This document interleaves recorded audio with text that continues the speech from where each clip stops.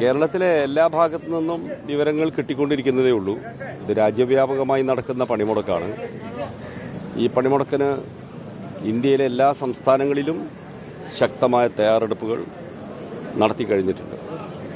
വ്യവസായശാലകൾ, സേവന മേഖലകൾ, ട്രാൻസ്പോർട്ട്, തുറമുഖങ്ങൾ തുടങ്ങിയ എല്ലാ മേഖലയിലെയും തൊഴിലാളികൾ, അതോടൊപ്പം കേന്ദ്ര ഗവൺമെൻറ്റിൻ്റെ പൊതുമേഖലയിലുള്ള ബാങ്കുകൾ, ഇൻഷുറൻസ് സ്ഥാപനങ്ങൾ, ഇവിടെ എല്ലാം പണിമുടക്ക് സജീവമാണ്.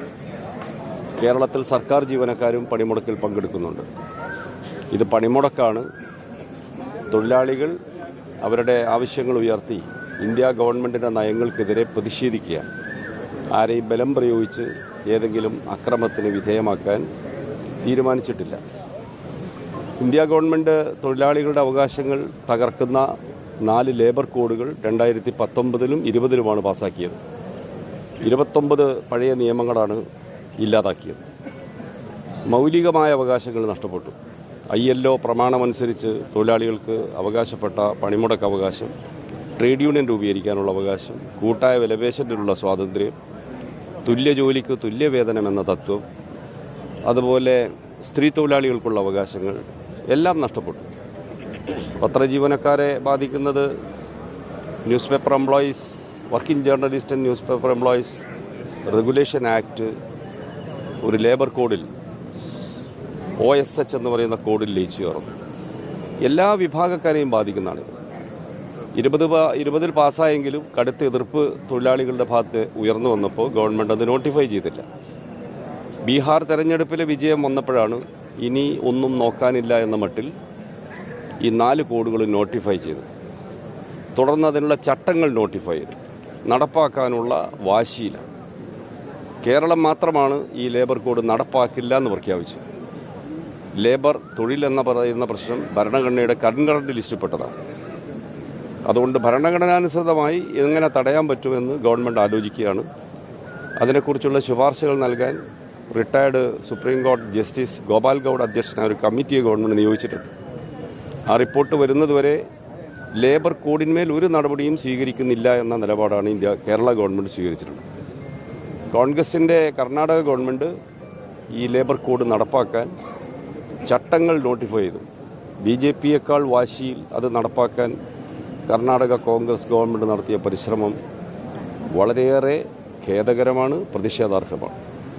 ഈ കാര്യം തിരുത്താൻ ഇടപെടണമെന്ന് കോൺഗ്രസ് പ്രസിഡന്റ് ദേവഗൌഡയ്ക്ക് മല്ലികാർജുന ഖാർഗെക്ക് CITU സെക്രട്ടറി എന്ന നിലയിൽ ഞാനൊരു കത്ത് നൽകുകയുണ്ടായി.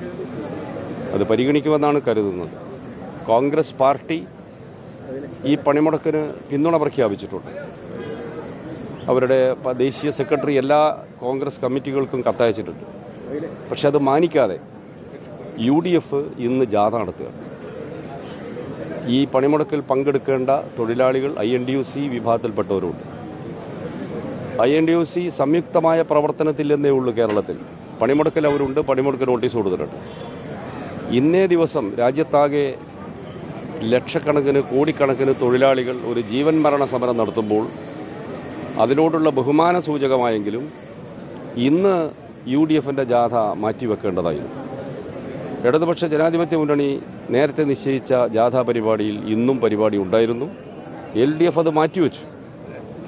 ഇതാണ് കോൺഗ്രസ് നിലപാട്. ഈ പണിമുടക്ക് ഒരു താക്കീതാണ്. ലേബർ കോഡുകൾ പൂർണ്ണമായി റദ്ദ് ചെയ്യണമെന്നാണ് ഡിമാൻഡ്. അതോടൊപ്പം വന്ന ഇന്തോ അമേരിക്കൻ കാർഷിക വ്യാപാര കരാർ, ശാന്തി ബിൽ എന്ന പേരിൽ ആണവ മേഖല സ്വകാര്യവൽക്കരിക്കാനുള്ള നടപടി, ഇൻഷുറൻസിൽ 100% വിദേശ നിക്ഷേപം അനുവദിക്കുന്നത്, ഒട്ടേറെ പുതിയ പ്രശ്നങ്ങൾ വന്നിട്ടുണ്ട്. ഇതെല്ലാം ആസ്പദമാക്കി സമരങ്ങൾ തുടരുക തന്നെ ചെയ്യും. കോൺഗ്രസിന് ഈ വിഷയത്തിൽ ഒരു ആത്മാർത്ഥത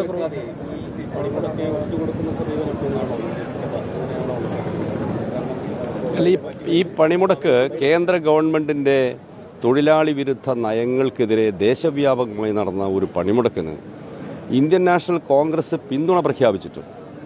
ആ പണിമുടക്ക് ദിവസം രാഷ്ട്രീയമായി UDF ഒരു ജാഥ പ്രതിപക്ഷ നേതാവിൻ്റെയും UDF നേതാക്കളുടെയും നേതൃത്വത്തിൽ നടക്കുന്നത് ഈ പണിമുടക്കിനെ അപമാനിക്കലാണ്. പണിമുടക്കുയർത്തുന്ന തൊഴിലാളികളുടെ വികാരത്തെ അംഗീകരിക്കുന്നില്ല ഞങ്ങൾ എന്ന ഒരു പ്രതികരണമാണ് അല്ലെങ്കിൽ സന്ദേശമാണ് അവർ നൽകുന്നത്. അല്ലെങ്കിൽ ഇന്നൊരു ദിവസം മാറ്റിവെച്ചെന്ന് കരുതി ഒരു തെരഞ്ഞെടുപ്പിനെയും ഇത് ബാധിക്കാൻ പോകുന്നില്ല. ഈ തൊഴിലാളികളെ നടത്തുന്ന പണിമുടക്ക് വിജയിപ്പിക്കാൻ കഴിയാവുന്ന വിധത്തിൽ പ്രവർത്തിക്കാൻ ബാധ്യസ്ഥരായവരാണ് UDF-ലെയും കക്ഷികൾ. ഇത് വളരെ ഖേദകരമായ ഒരു സാഹചര്യമാണെന്നാണ് എനിക്ക് പറയാറുള്ളത്. ചിലയിടങ്ങളിലെങ്കിലും ഈ KSRTC ബസ്സുകൾ ബലം പ്രയോഗിച്ച് തടഞ്ഞു എന്നൊക്കെയുള്ള ഒരു ആരോപണം നിലനിൽക്കുന്നുണ്ട്. അപ്പോൾ അതെങ്ങനെയാണ് നമ്മളൊരു ബലം പ്രയോഗം? അറിയില്ല. ഈ എല്ലാവരും പണിമുടക്കുമ്പോൾ അതിനെ വെല്ലുവിളിച്ച് കരിങ്കാലികളായി ആരെങ്കിലും പോയിട്ടുണ്ടെങ്കിൽ അറിയില്ല, എന്തെങ്കിലും സംഭവം ഉണ്ടായോന്ന് എനിക്ക് അറിയില്ല. ബലം പ്രയോഗിച്ചും അക്രമം നടത്തിയും ഒന്നും ചെയ്യേണ്ടതില്ലെന്നാണ് ഞങ്ങൾ പൊതുവിലെടുത്ത നിലപാട്. കോൺഗ്രസിന് ഇതിലൊരു ആത്മാർത്ഥതക്കുറവ് ഫീൽ ചെയ്യുന്നുണ്ടോ? ഉണ്ട്. കോൺഗ്രസ്, INTUC, UDF-ന്റെ ട്രേഡ് യൂണിയനുകൾ സംയുക്തമായ ഒരു പ്രവർത്തനത്തിലും പങ്കെടുക്കരുത് എന്ന് തീരുമാനിച്ചു.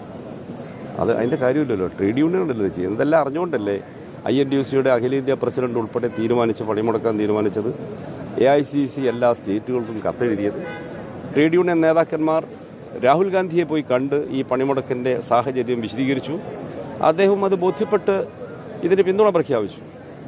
ഇങ്ങനെയൊക്കെയുള്ളൊരു സാഹചര്യമുണ്ടായിട്ടും കേരളത്തിലെ കോൺഗ്രസിന് അത് മനസ്സിലാവുന്നില്ല എന്ന് പറഞ്ഞു. കേരളത്തിൽ മാത്രമാണ്. INTUC മറ്റെല്ലാ സംസ്ഥാനങ്ങളിലും സംയുക്ത പ്രവർത്തനത്തിലാണ്. സംയുക്ത കൺവെൻഷനുകൾ, പ്രകടനങ്ങളൊക്കെ പങ്കെടുക്കുന്നുണ്ട്, പൊതുയോഗത്തിൽ പങ്കെടുക്കുന്നുണ്ട്. കേരളത്തിലെ INTUC, കോൺഗ്രസ് INTUC-യെ വിലക്കിയിരിക്കുക. ഇന്ന് ജാഥ മാറ്റിവെക്കണമെന്ന് INTUC-യും ആവശ്യപ്പെട്ടിരുന്നു എന്നാണ് പത്രവാർത്തകൾ. എനിക്ക് അവരോട് നേരിട്ട് സംസാരിക്കാൻ പറ്റിയില്ല. ഇത് വളരെ വേദന